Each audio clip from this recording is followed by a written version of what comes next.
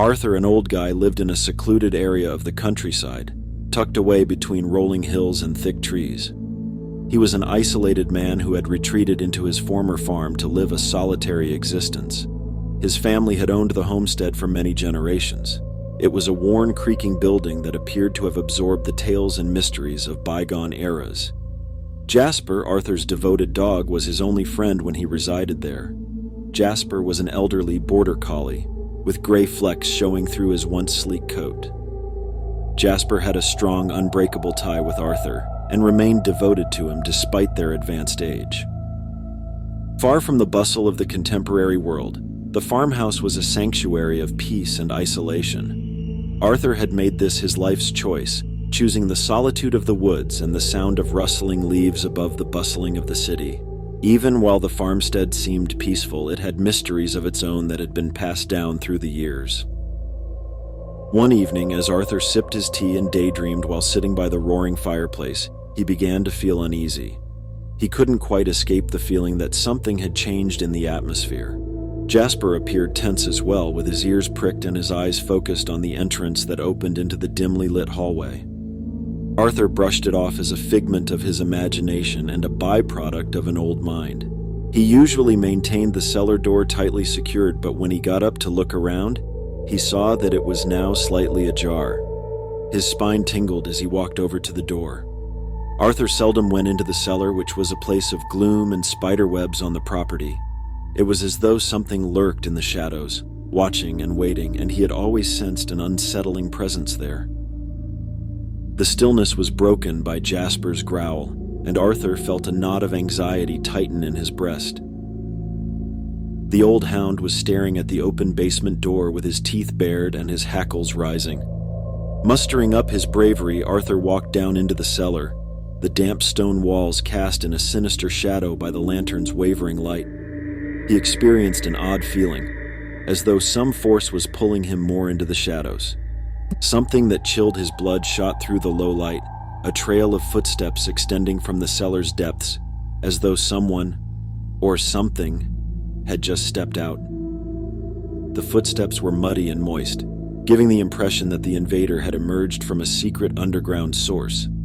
Arthur followed the footsteps back to the cellar's secret tunnel, which was buried beneath the dirt floor, with a growing sense of dread.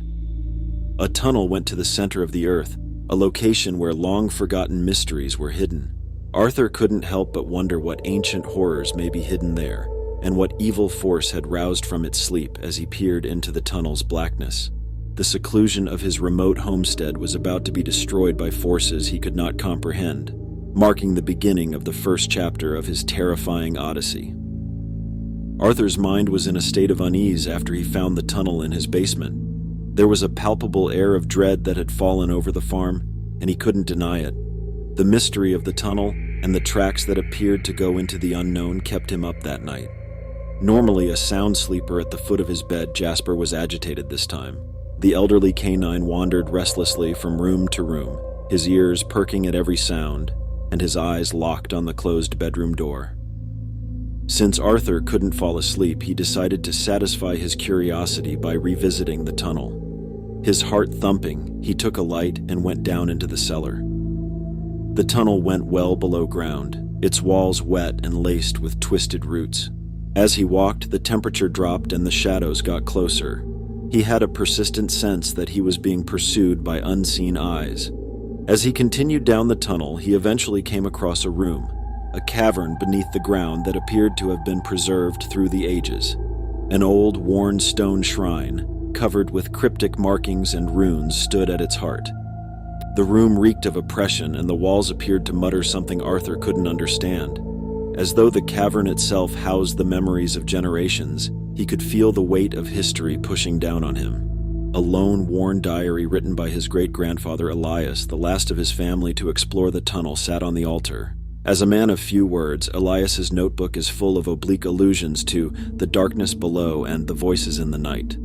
A chill breeze blew through the room as Arthur read, blowing out his lamp and throwing him into darkness. His hands shook in panic as he scrambled for a match. He wasn't alone when the lights came back on. Shadowy, vague figures stood at the chamber's edge, their shapes twisting and waffling like smoke. They spoke in low, unintelligible voices, like a chorus of ghostly echoes.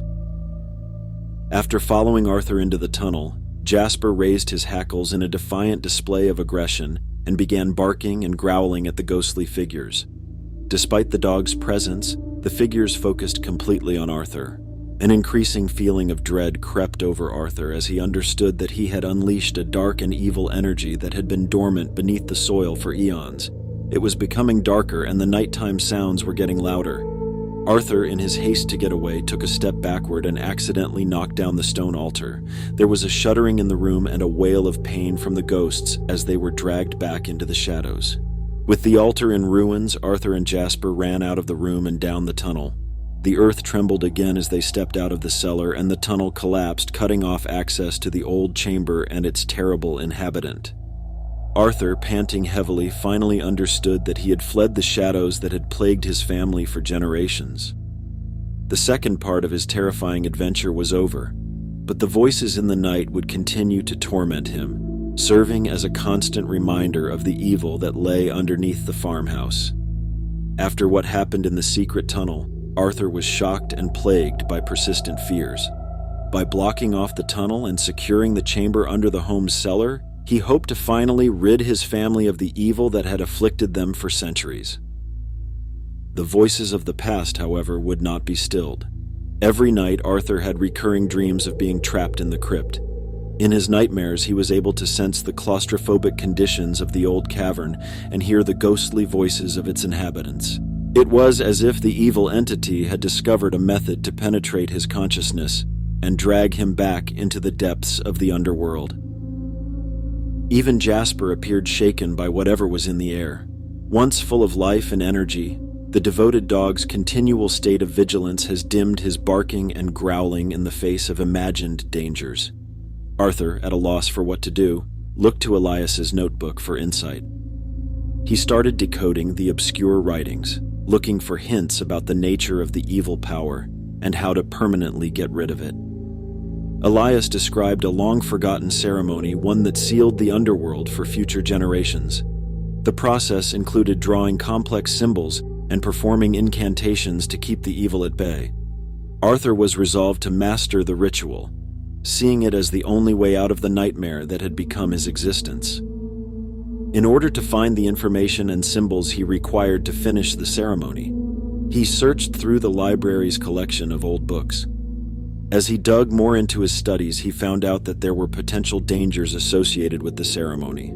In his notebook, Elias wrote on how the evil power might turn the wants and anxieties of people who tried to control it into a weapon. Arthur ignored the advice of others around him because he was determined to remove the cloud that had settled over his and Jasper's lives. The symbols were painstakingly replicated, and the incantations were carefully learned, all in preparation for the night he would finally face the evil that had plagued his family for centuries. The ceremonial night had arrived, and like the emptiness that had descended upon the farm, the sky was dark and starless. Arthur, accompanied by Jasper, descended down the cellar once more, his heart heavy with the weight of memories. A gust of wind blew through the cellar and put out the lantern's glow as he traced the symbols and repeated the incantations.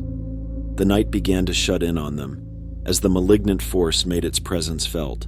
The dark entities from Arthur's dreams writhed and twisted in the light. They tried to turn his determination against him by whispering doubt and worry into his head. However, Arthur was resolved to put an end to the curse that had haunted his family for centuries. He finished the ceremony with Jasper by his side, the symbols shining with an ethereal brightness. The darkness was dispelled and the evil power was cast forth as he spoke the final lines of the incantation, and a dazzling ray of light flooded the dungeon. The memories began to fade, and calm descended upon the farm. Arthur, exhausted yet glad, realized that the harrowing third act of his odyssey was finally over. Together, he and Jasper had confronted the shadows, and now, even with the wounds that had been inflicted, they might enjoy the peace they had sought. They didn't realize that the evil entity would wait in the shadows for its chance to strike again even after it had been expelled. They would always be reminded by the reverberations of the past that certain nightmares are unconquerable, Arthur and Jasper thought they'd be able to relax in their rural remoteness now that they'd driven away the evil that had plagued their family for centuries. The elderly man and his loyal dog felt a lingering anxiety as the echoes of the past refused to go away completely. After a few months, everything at home appeared to return to normal. Arthur's dreams had stopped, and he was starting to think the evil was really gone. He gave his attention to farming, fixing up the old farmhouse and finding peace in the routines of country living. Arthur was sipping tea and staring out at the hills one chilly autumn evening when a wind whipped through the trees. It was accompanied by a ghostly hush, as though the earth itself were whispering. Jasper's ears pricked up and his hackles went up as he gave out a deep growl.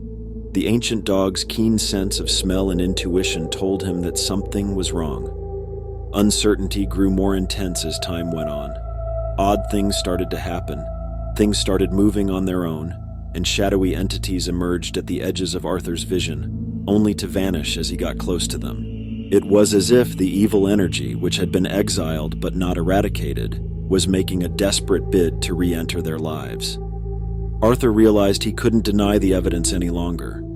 He was no stranger to the shadows, and he knew from experience that certain dreams were impossible to completely extinguish. To find out how to deal with the evil that still lingered, he revisited his great-grandfather's notebook.